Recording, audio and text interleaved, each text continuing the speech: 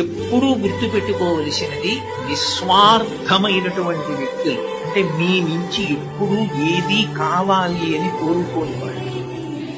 మీరు బాగుండడం తప్ప మీ నుండి వాళ్ళకి ఏదో కావాలని కోరుకోని వాళ్ళు. అటువంటి వాళ్ళని గౌరవించడం, అటువంటి వారి మాట వినడం అవి మన శ్రేయస్సుకి కారణం. వారి మాట కొంచెం కఠినంగా ఉండొచ్చుగా ఉన్నా కూడా అది అమృత పైకి కఠినంగా ఉంటుంది. దూద్ పేడ అంటాం. దూద్ పేడ అన్న మాట అంత బాగుండకపోవచ్చు, కానీ తింటే అది పాలకోవా. కొంతమంది ప్రేమ కూడా అంతే. వాళ్ళు మొట్టమొదటి నుంచి కూడా మనతో వారి అనుబంధం ఎటువంటిది అంటే మన యొక్క అభ్యున్నతిని కోరుకోవడం, మనం వృద్ధిలోకి రావాలి అని ఆశించడం తప్ప మన వలన వాళ్ళకేదో ప్రయోజనం జరగాలి అని కోరుకోవడం వాళ్ళు ఉండదు.